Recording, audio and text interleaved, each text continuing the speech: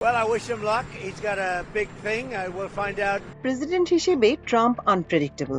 ঘন ঘন mood swing এর কারণে এই রাগ তো এই অনুরাগ। পাকিস্তানের রাজধানী ইসলামাবাদে ইরানের সঙ্গে যুক্তরাষ্ট্রের ত্রিপক্ষীয় আলোচনা শুরু হওয়ার পর থেকে তিনি বেশ খোশ মেজাজে আছেন।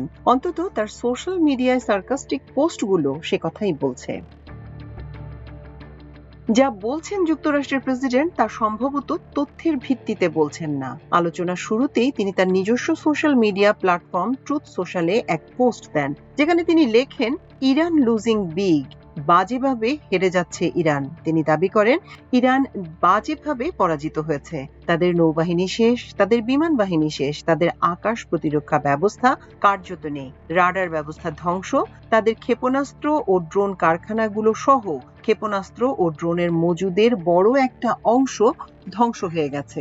এবং সবচেয়ে গুরুত্বপূর্ণ হলো তাদের দীর্ঘদিনের নেতারা আর আমাদের মধ্যে নেই।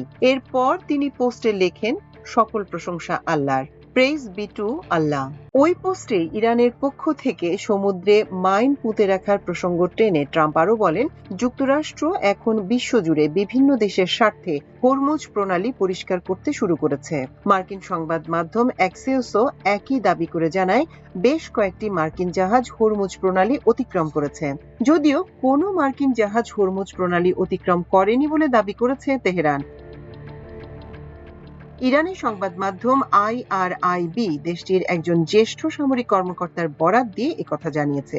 শুধু জিতে যাওয়ার দাবি নয়, তেল নিয়েও নানান ধরনের এলোমেলো কথা বলছেন ডোনাল্ড ট্রাম্প। তিনি বলেছেন, বিপুল সংখ্যক খালি তেলবাহী জাহাজ যুক্তরাষ্ট্রের দিকে যাচ্ছে, যাতে তারা বিশ্বের সবচেয়ে সেরা এবং সবচেয়ে মিষ্টি তেল ও গ্যাস লোড করতে পারে।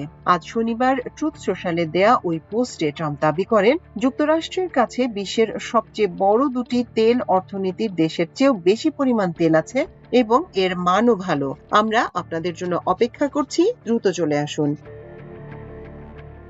তিনি এমন এক সময় পোস্টটি করেছেন যখন যুক্তরাষ্ট্র, ইসরায়েল ও ইরানের মধ্যে যুদ্ধ পরিস্থিতির কারণে বিশ্ব বাজারে তেলের দাম ওঠানামা করছে। বেঞ্চমার্ক ব্রেন্ট ক্রুড তেলের দাম সম্প্রতি $110 ওপরে উঠে যায়। এরপর যুক্তরাষ্ট্র ও ইরান একটি শর্ত সাপেক্ষ 2 সপ্তাহের যুদ্ধবিরতিতে সম্মত হওয়ায় তা 15% কমে $92 কিছু নিচে নেমে আসে।